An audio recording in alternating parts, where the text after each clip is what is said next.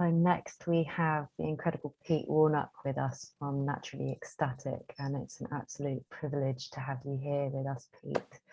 I'm actually not going to be the one to introduce you. I really want you to introduce yourself to the Inspiration Festival, because I feel like in introducing yourself, you really encapsulate what Naturally Ecstatic is all about. So please do say hello to all of us here at Inspiration Festival and tell us a little bit about yourself, Pete, in your own words. Hello there. First, I just want to check and see if my sound is okay, because I've got little tech issues. I've had to whiz up to my folks last minute. So, yeah, I'm Pete.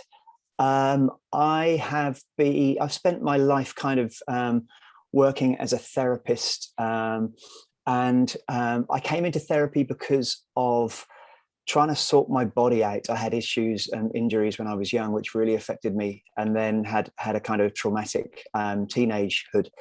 And so I kind of had to learn how to use my breath and my awareness to bring me away from pain and away from shame. And I guess within that, I went through all sorts of different places inside, and actually found that if I keep digging, if I keep looking for pain, I will always find pain. And then realized that actually, if I look for bliss, if I look for joy, then that's in there too. So I started exploring, what do I do in order to access more of my blissful self, more of my naturally ecstatic nature? And again, breath was really key there. So I now teach people to use their breath, to use their awareness, to use their mind, to tap into what is already there, and go beneath the story, and to experience themselves beyond their kind of everyday perception of who they think they are. So thank you so much. Thank you. See, I couldn't have expressed that better myself. So thank you so much for sharing that with us, Pete. And was there kind of a pivotal moment in your journey that allowed you to go, right, I am going to work specifically with my breath? Was there a moment in your life that brought you to breath work in itself? When I was really young, there was a pivotal point around breath, which I then forgot. But at the time, I fell out of a tree, and I was like 5 years old, and I fell onto a stick that basically skewered me up through my perineum, up into my abdomen. And it was basically too unsafe, it's too unsafe to breathe. It was too dangerous to breathe. And so I held my breath and passed out, and came around in hospital and all sorts. And through that journey, having to reteach myself how to be safe with breathing again. And I'd always played around with breathing exercises when I was young. I used to love being underwater. I'm the middle one of three boys, and hiding underwater in the bath, was the only peace and quiet I'd ever get. So I used to do crazy breathing exercises to be able to hold my breath for as long as I possibly could and actually have some peace from my brothers, But then later on, there was, I guess after I had a nervous breakdown in my early 20s, and then I was on medication and was kind of looking for a way to come off that. And someone introduced me to meditation.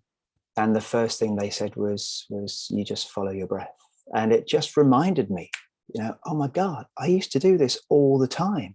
And so meditation just became such a simple and beautiful way to meet myself and just to be fascinated. And I guess I've been lucky in my life as far as I find it very easy to become fascinated with things. It's something that I've cultivated. And this is what I teach people to do, is to become fascinated with what is here, because until we become fascinated with it, then we're going to be seeking something. We're going to be looking for something. We're going to be wanting something else. But when we can be fascinated with what is here right now, then we can be free.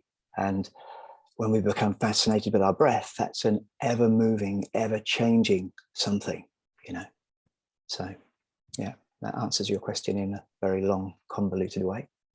Thank you so much for that.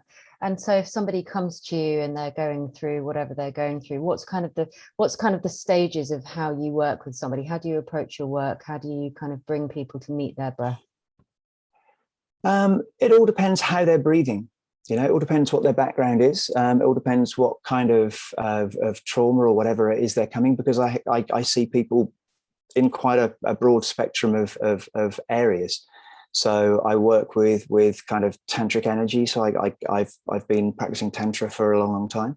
So I have people coming to me for tantric energy stuff and tantric kind of awakening things. And I also have people coming to me from deep trauma side of things. So I would meet them all differently. But initially, I suppose, what we do is we assess how they're breathing. We look at where they're breathing and how they're breathing. And I'm kind of a bit of an advocate of mouth breathing. Not all the time, but for certain things. I personally feel that when we don't mouth breathe, we can become kind of slightly dislocated from our feelings. I've done a lot of yogic practice and a lot of nose breathing and a lot of mouth breathing over the years, and I know that mouth breathing is becoming increasingly controversial. But my seeing of it through working with people through therapy and with myself is that when I nose breathe, I am in more control. When I mouth breathe, I am in more conscious awareness of my feelings, of my mental emotion, of my emotional and physical body. So I become more embodied, and I come more out of my kind of control zone. So, and often a lot of the people who I work with predominantly nose breathe, and actually my feeling is to bring them into the body more, get them in touch with their feelings more, and then once that's happening, then teaching particular different kinds of breaths for meeting different things. So, and I have a kind of a toolkit of different breaths. So, yeah. Amazing, thank you. And actually, just kind of, it would be wonderful to kind of explore a little bit more just the two kind of strands of your work. Working with people who are coming to you with trauma, and then also to hear a little bit more about how you incorporate the breath with your tantra work as well. But first, let's start by talking about the people that come to you who are experiencing trauma. Is there a particular breathing pattern that is really deeply supportive to the release of trauma, to supporting really effectively people who are in a state of in a state of trauma already?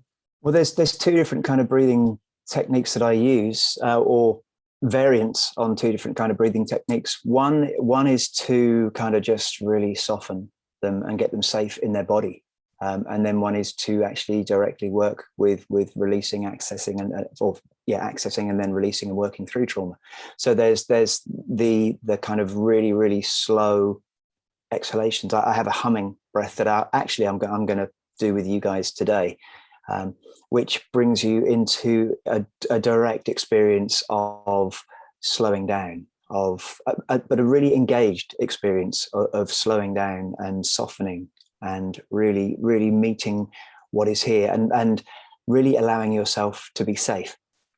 And then I use a conscious connected breath technique that I've been playing with for a long time, which is a full inhalation with a surrendered out, but then a continued full exhalation, and then a release where the breath comes back in. So what we have is the diaphragm stretching down as we inhale, and then we release the diaphragm to come back to its still point. And then we exhale, so the diaphragm comes up, it stretches again, and then we release, and it comes back to still point. And within this, what I've experienced in my own body is that when we have this release at the top of the breath and the release at the bottom of the breath, this release puts a tiny little impulse of surrender through the psoas muscle. And this impulse tells the body that we're safe. And so actually, what I found with using the conscious connected breath work in this way, it doesn't necessarily take people deeply into trauma, but it kind of brings them kind of up to, it energizes what's there. But because you've constantly got this little release at the top and the release at the bottom, it's constantly making them safe all the way through. So we tend not to have these really big kind of freakouts.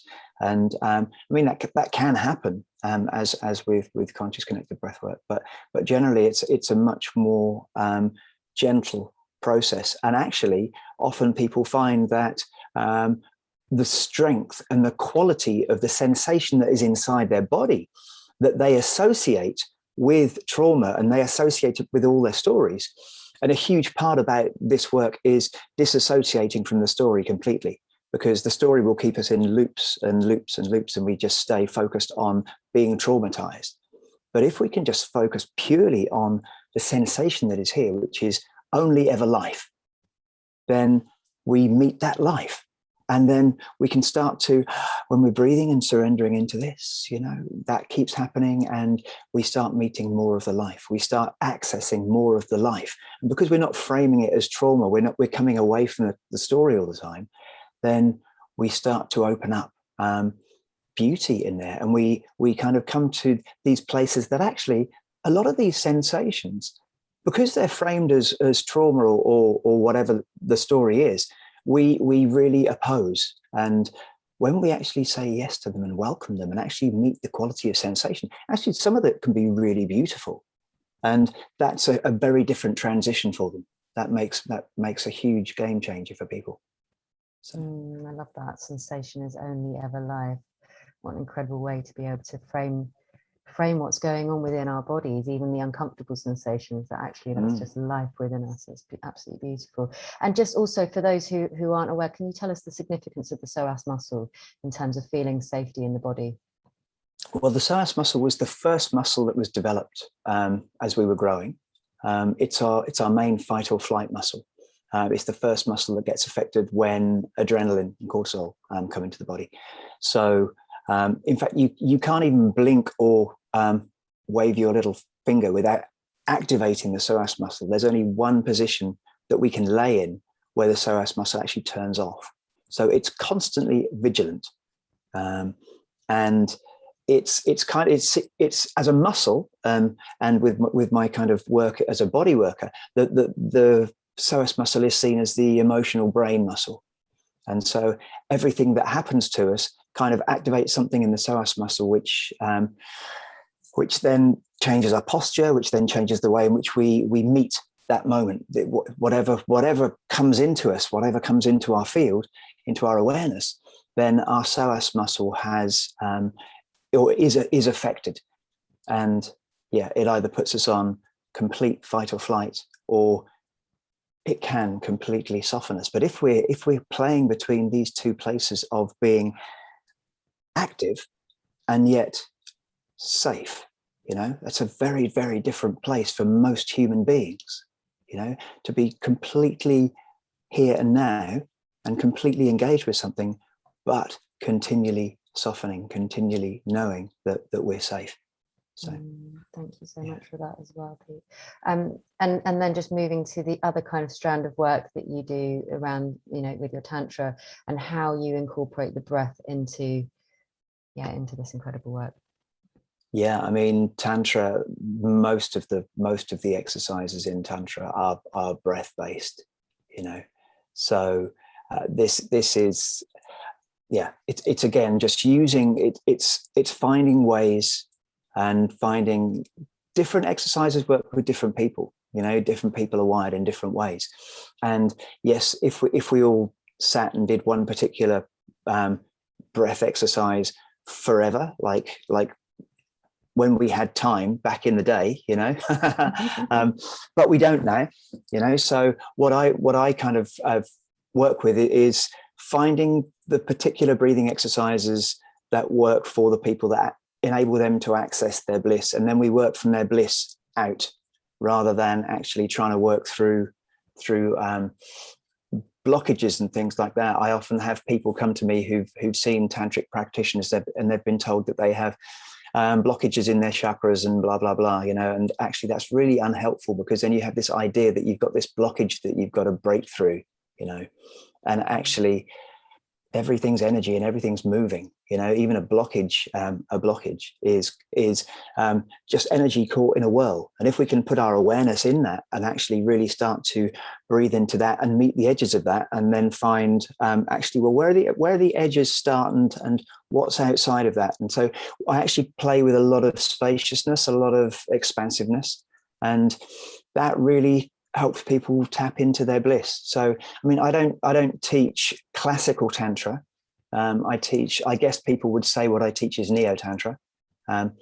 But for me, it's about awakening. It's about becoming so deeply fascinated in this moment that there's no room for anything else, and breathing with that and feeling that and just having that, and then letting that have you.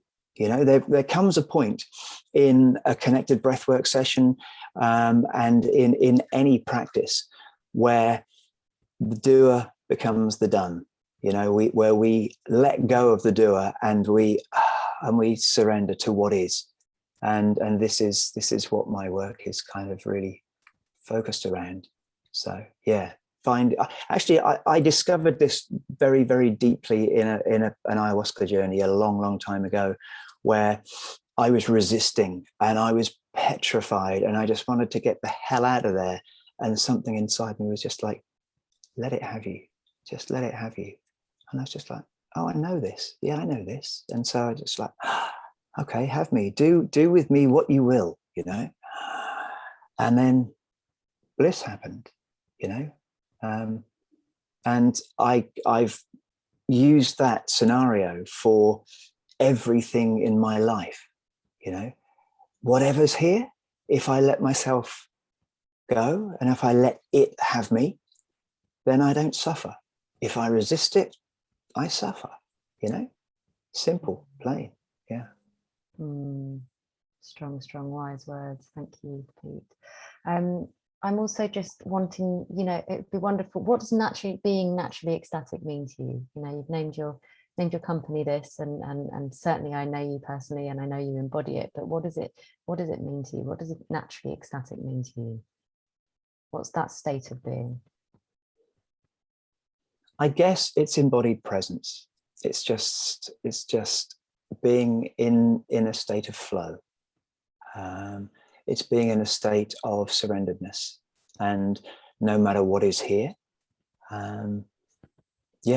not being in opposition, because when we're in opposition, then we're fighting life, and so many of us fight our way through life, and actually if we can just welcome and be fascinated with this, then this can be really, really magical. This is really magical.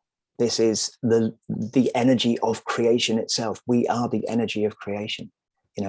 We have all of these incredible chemicals in our body. We have billions and billions of chemical reactions happening in any moment, and if we embrace that, we become fascinated with that, and it's just, it can be so deliciously beautiful. And I've had to learn this through living with what is seen as chronic pain. The injuries that I had when I was young left me with spinal pain and all sorts of pain through my nervous system. And so I've had to kind of keep coming up against meeting pain, and still find my bliss, And sometimes the pain is purely just sensation. And sometimes it's pain that I have to just sit with and let it be there. And I can still either be happy or not. That's a choice for me. I've learned that that's a choice for me. And I think it's a really necessary lesson, but it's also a very, very hard lesson, to choose something when something else is happening in the body that takes so much of your attention. But it's very doable, you know. So I think my pain has been my biggest teacher. Yeah, absolutely. When we turn our adversity into an opportunity, so important. And is there a daily practice that you would kind of encourage? We've spoken about different breathing techniques. We've got the mouth breathing, we've got nose breathing. Is there a particular breath work practice that you would encourage as part of a daily practice for somebody? Well, it all depends what you're wanting to achieve at the end of the day, because there are thousands of different breathing exercises and they all do different things. Yeah, so it all depends what you want to achieve. If you want to achieve stillness and really drop into a kind of Zen state, then I would play more with really, really long exhalations, what I call the pinhole breath, which is kind of you take a big breath and then you close your mouth and you open up a tiny, tiny little hole and you let the breath escape. So you let go of your diaphragm and you let the breath escape. You don't push it out, but the breath escapes because there's pressure in the lungs. And then once the pressure has diminished and there's no more breath coming out, then you can slowly push that breath out. And as you're doing that, everything slows down. You focus on an expansiveness inside. You focus on a slowing down inside. And you just do a few breaths like that. And that can really, really change the game for people. It can really slow everything down, soften everything, turn on the parasympathetic nervous system. And yeah, it's really, really powerful. And it also helps us to build up our CO2 tolerance, so it builds up our CO2 because the long exhalations. And I remember Mark saying a little while ago about singing and mantras and things like this. A lot of these mantras and a lot of these sort of holy songs, they get you to really breathe out for such a long period of time because you're singing for such a long period of time, and then you do it again, and it's just a repeated cycle where you're constantly bringing up your CO2 levels and then breathing so that enables you to take in more oxygen. But also you're in your joy, you're in your bliss, and when you take that breath, and then you soften and you relax back into your singing. It's a vibrational experience. It's a vibrational and sonic kind of breathing exercise, singing and mantra. Yeah. Beautiful. Thank you. Yes. Tell us a little bit more about your relationship with song, because I know that that's a huge part of your life, music. So it'd be great to hear about some of your inspirations. What makes up Pete Warnock? I know that you're obviously a breath worker, but there's more to you. So tell us about yourself, Pete. Yeah, I learned. I was fascinated with music when I was young. Well, I've been fascinated with music all my life, but my mum used to sing, and I had a guy who used to live opposite us who was like 95 years old. He was a violin teacher, and he used to play jazz violin, and I'd just sit in the garden and just hear this incredible sound. And so that kind of spurred me to want to learn violin. And so I scratched my violin for a few years until I could actually make a decent sound. And he taught me violin up until he was 99 and we moved. And he was a spiritualist actually as well. He kind of, he would talk to his dead wife every day. And he was a fascinating guy. He kind of got me interested in the other side, as it were, but I went through my life being fascinated with music and actually got a music scholarship to my school, playing the violin. And then I dropped music because that school was just like, if it's not classical, it's not music, and suddenly all this creativity that I had was bursting out of me, was just like not allowed at all. And so I kind of shelved my music, and then I was teaching meditation in India, which is kind of crazy because you go to India to learn meditation, but I was teaching out there at the time. And there was a guy on there on the retreat who was a vocal coach, and he was a barbershop singer. He'd got gold medals for barbershop quartets and stuff. And every night he invited us to sing around the table. And suddenly vocal harmony came into my world. And the richness of harmony was, it was so tangible in my body. And I could feel what was happening with my breath as I was singing, but I was in so much joy. And then having the other sounds come in, And it was kind of a holy experience for me. And so I started going to voice camps. There are all sorts of different voice camps around the UK, and started going to Unicorn Voice Camp, where I met this incredible man, Nick Prater, who was he was actually losing his voice. He had it turned out, I think he had throat cancer or something like that, and he wasn't well, but the way he got people to just connect in the room.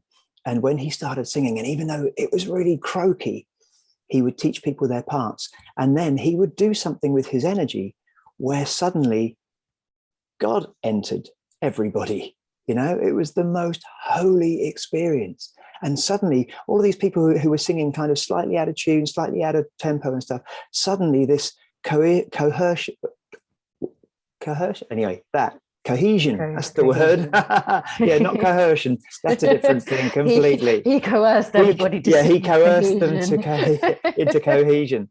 So this magical melding happened, you know, where suddenly everybody's energy just dropped, and it happened, and this sound came through people, and it came through their eyes, and it came through their voice, and as they looked at each other, they were just like, everyone was just completely in awe of what was happening.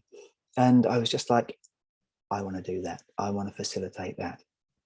And so I went and trained with Nick before he passed on, and he was such an inspiration. And actually his daughter Susie has taken on the mantle. Susie Rowe Prater runs incredible singing workshops and teaches people to free their voice.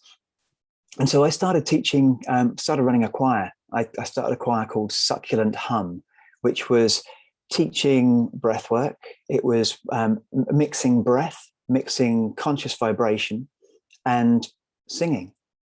And there would always be pause, because at all of these singing things that I went to, there was always kind of, you'd sing a song and then everyone would clap, you know, and I was just like, no, we need to drop into the silence, you know, something magical's happened here. Let's just absorb that.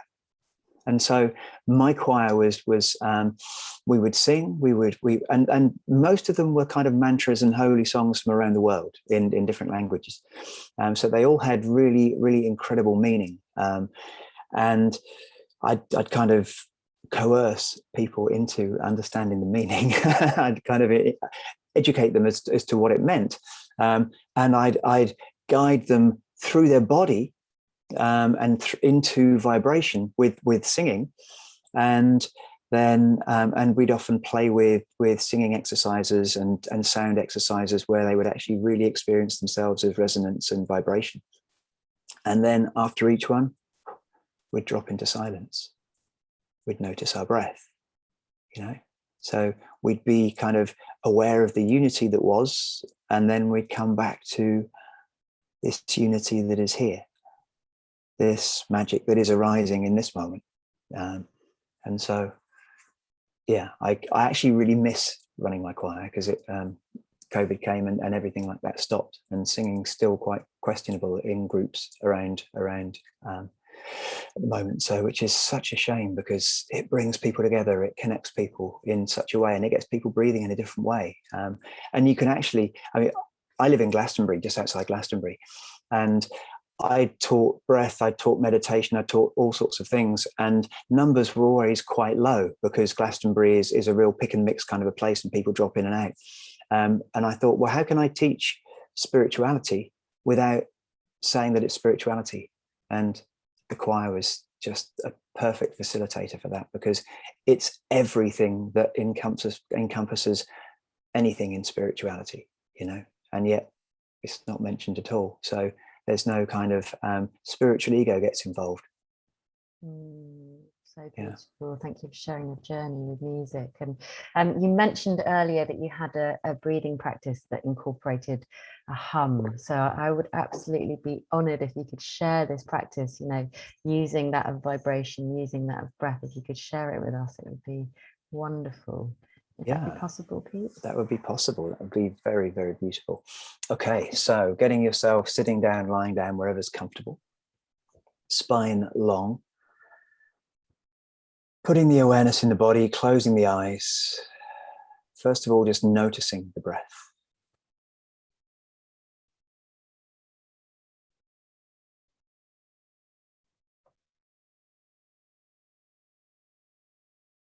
Being fascinated with the way the breath comes in and out. Being fascinated with where the breath touches in its journey.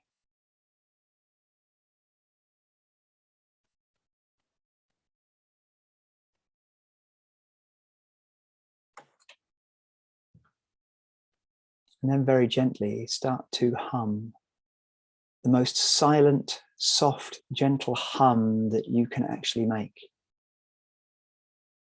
And it doesn't have to be a beautiful sound. It's not done for being beautiful as a sound. You're just seeing what the softest hum you can get when you engage your vocal cords a little bit on the out breath. So it's a really long, slow exhalation, but you engage your vocal cords very gently. And the more you allow this to happen, the more you soften into this, the more you start to notice the vibration in your body. And so we're putting our awareness first in the rib cage, because the sound, the vibration actually travels not only through the water in the body, but it travels through the bones. So we're just going to put the awareness in the ribs and just notice the hum.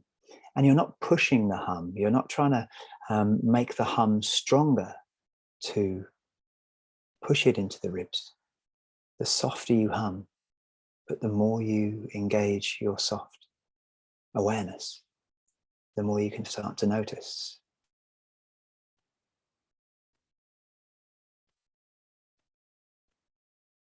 And you hum, and then you breathe, and then you hum. And you let every hum become that little bit softer, that little bit longer.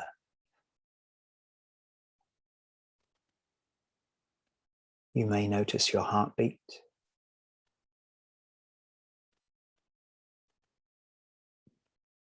And you're consciously slowing everything down in your body as you're humming. Consciously softening.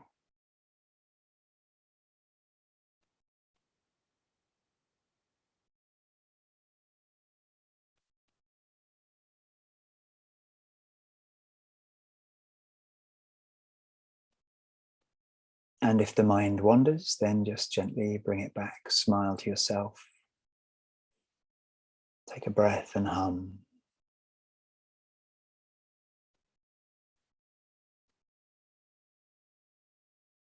Really being fascinated with the quality of sensation.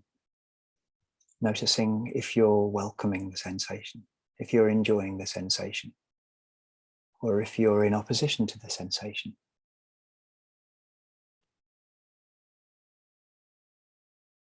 And if there is opposition in there, if you're in resistance to anything you're feeling, then notice that that resistance is still sensation, it's still life. So welcome that sensation without the story of it being resistance. Take yourself out of opposition to it. Welcome all sensation that's here. And softly, gently hum, feeling in the ribs.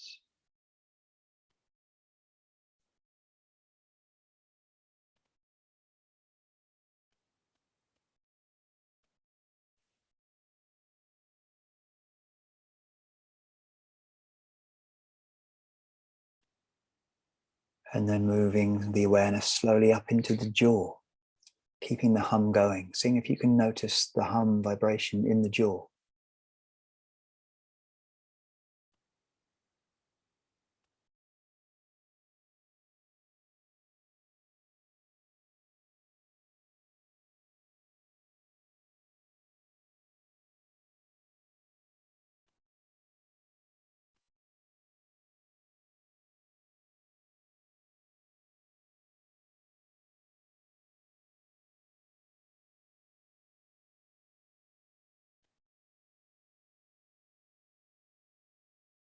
And as you're tuning into this hum, this vibration in the jaw, bring a sense of expansiveness, spaciousness in there.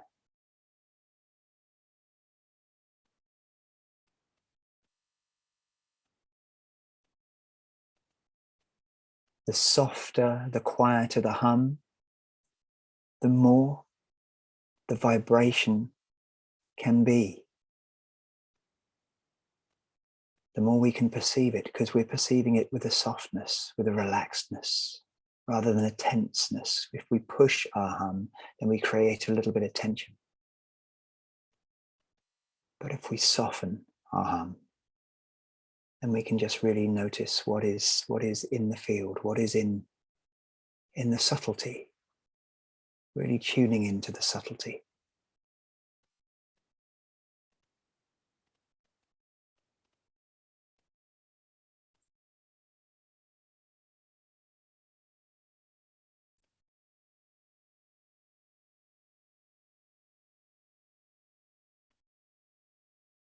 Moving the awareness into the skull.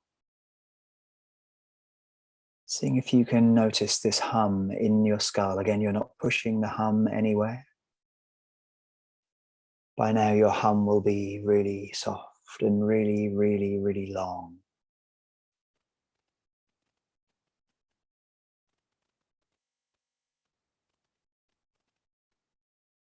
And you're soft in your body. Everything's slowing down, and the awareness is in the skull. Noticing this vibration, being fascinated with this.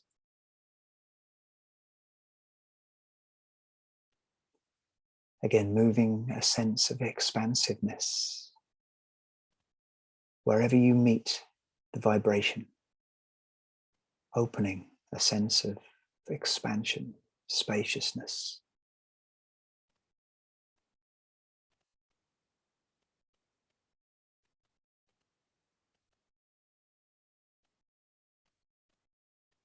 And no matter what is here, let it be welcome.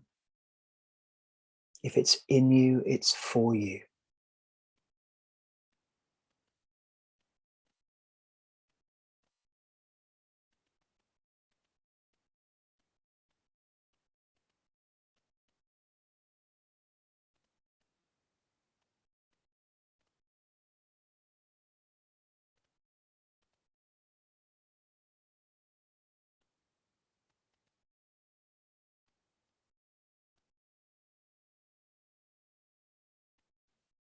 Moving the awareness down into the neck and very gently tracking the vibration and your awareness down through your spine as a feeling sense, really noticing the vibration and moving down, moving the awareness down through the spine.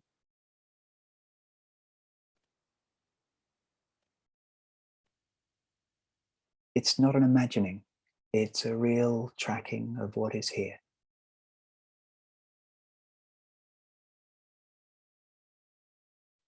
And really welcoming it, really letting yourself enjoy it.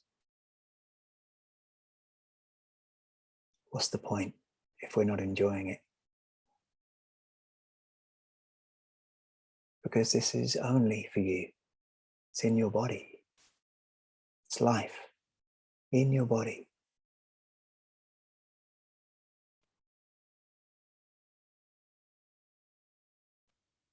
Always a gift.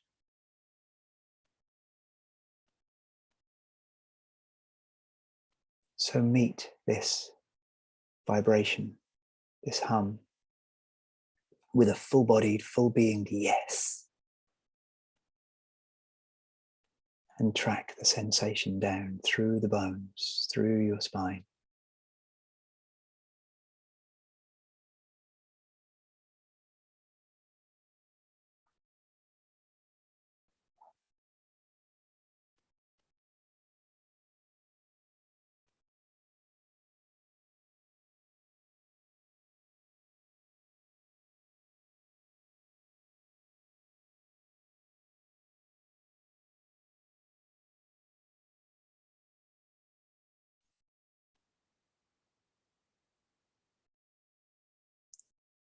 How much of a yes to this can you become whilst you're tracking this awareness? Meeting your body, meeting vibration. The yes is in your breath.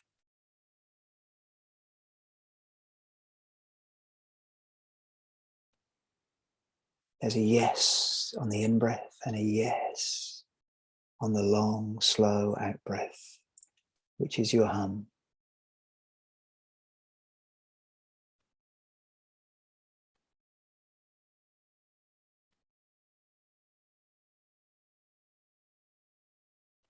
Moving down into the pelvis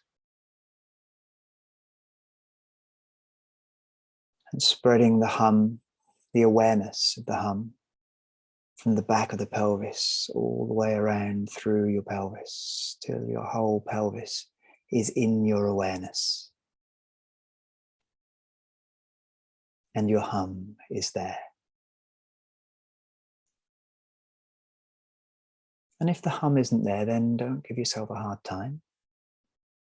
The more we practice, the more sensitivity we start to cultivate. Just place the awareness in the pelvis. Place fascination in the pelvis. And continue with the soft, gentle hum.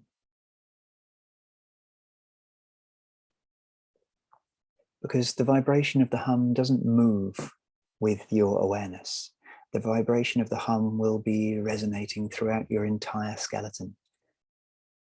It'll be happening in the tips of your fingers, it'll be happening in the tips of your toes, but we're just moving the awareness.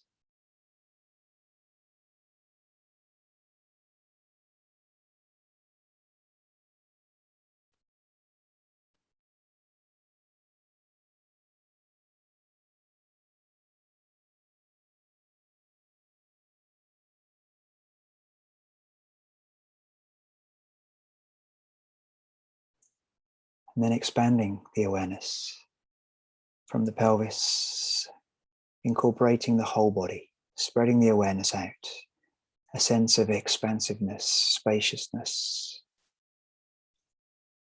with your hum, just becoming the hum.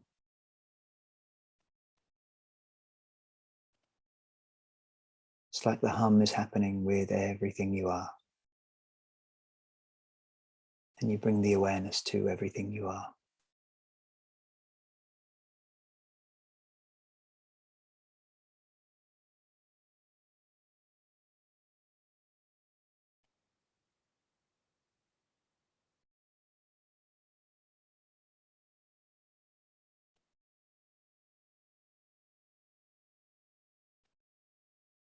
And you're resting in this. There's no tension in this. There's no force in this.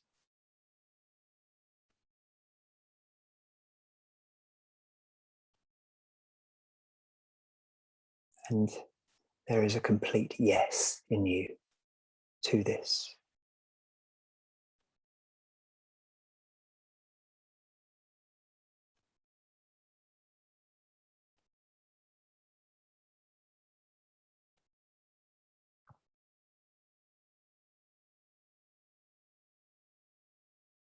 And you allow your hum to become silent.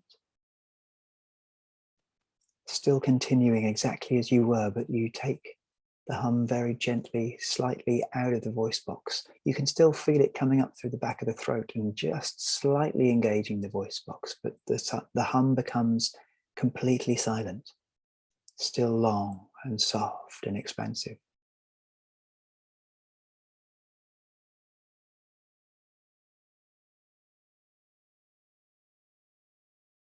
And then on the in-breath, there can be this long, soft, slow, silent hum coming in as well. So now there's an elongation of the in-breath as well, with this soft, long, slow, expansive hum, but silent on the in-breath and the out-breath.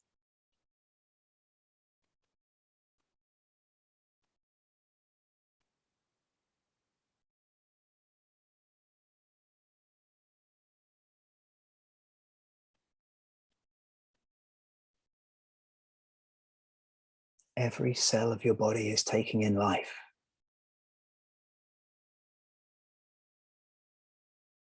You're breathing with everything you are.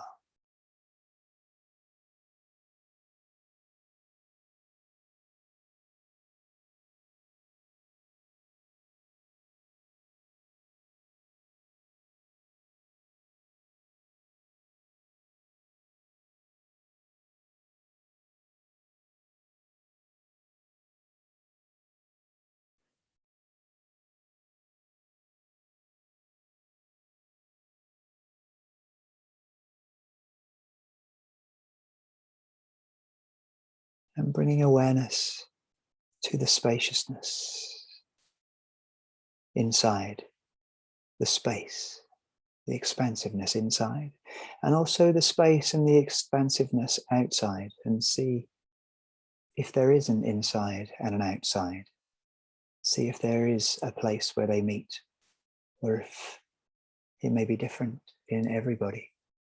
Just explore this as an awareness, no tension.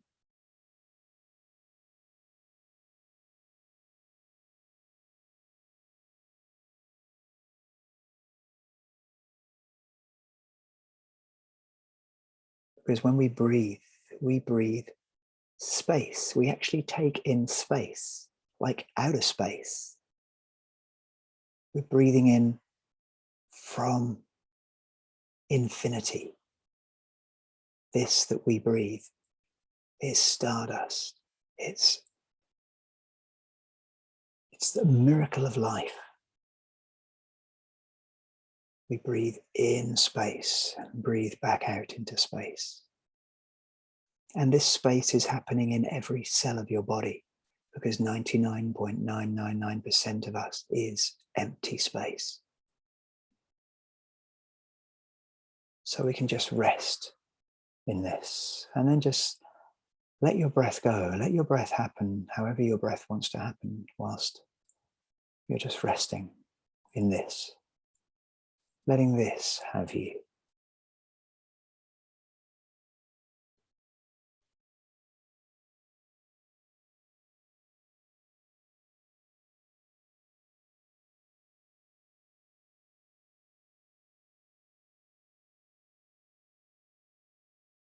And as you're resting in this, you can allow yourself to start to become a little bit more alert in this.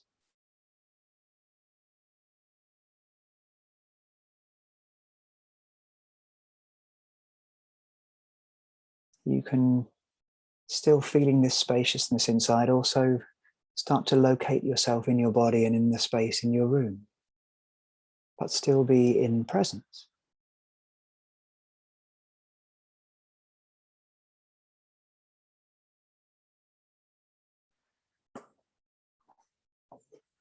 Very slowly, you can start to play with opening and closing the eyes.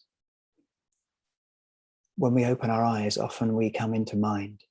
So the invitation is to remain in presence and see rather than look, and just play with opening and closing the eyes until you can be seeing from being rather than looking from mind.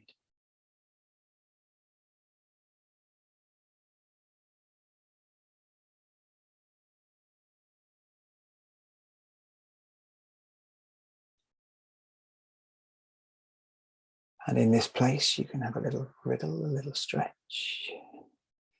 You're very, very alive and very, very wonderful.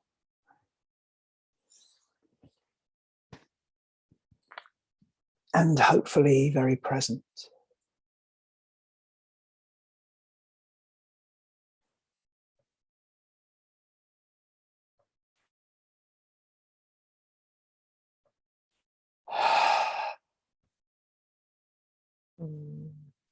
Yes, taking a nice deep breath and a big sigh and an exhale.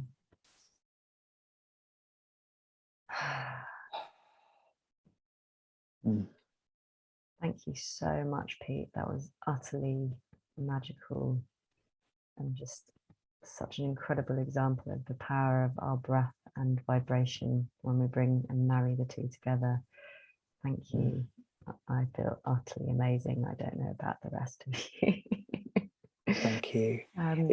it's also about the power of choice. You know, you've got to choose this.